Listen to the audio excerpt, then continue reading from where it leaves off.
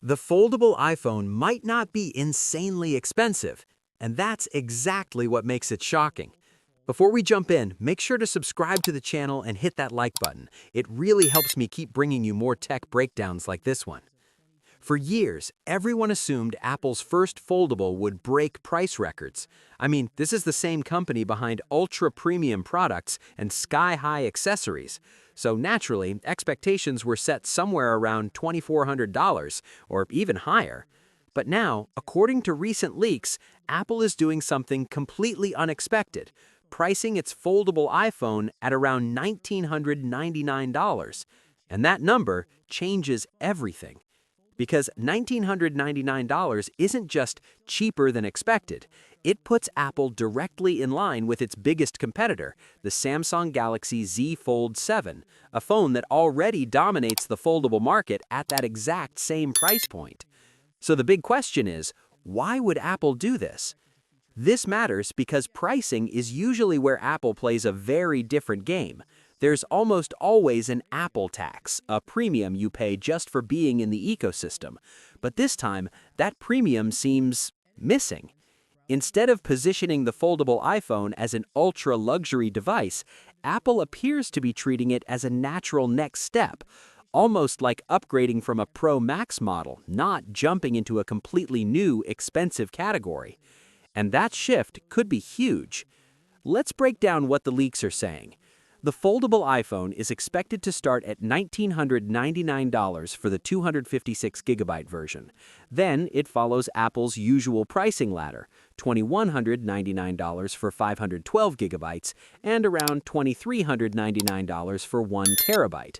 That's nearly identical to what Samsung offers, with only minor differences depending on storage tiers. Now, think about that for a second. Apple's first ever foldable, a completely new product category for the company, is launching at the same price as a mature, well-established competitor. That's not just competitive, it's aggressive. And it gets even interesting. At $1,999, this foldable iPhone would cost the same as the highest-end traditional iPhone, the top-tier Pro Max model. So instead of forcing users to spend way more for a foldable, Apple is basically saying, for the same price, you can get something entirely new. That's a powerful psychological move. Because suddenly, the foldable doesn't feel like a luxury experiment anymore. It feels like a logical upgrade. And that might be exactly the point. There's a growing theory that Apple is intentionally keeping the price lower than expected to capture market share early. Foldables are still a niche category, but they're growing fast. And if Apple can bring its massive user base into that space quickly, it could reshape the entire market.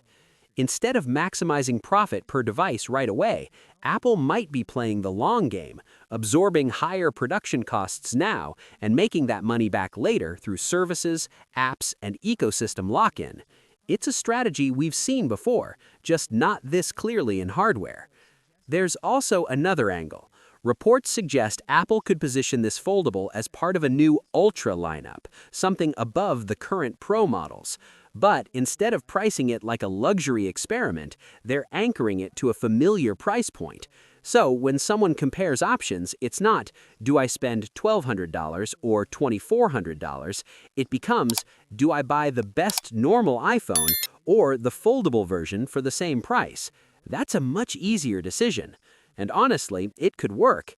We've already seen how strong demand can be for foldables.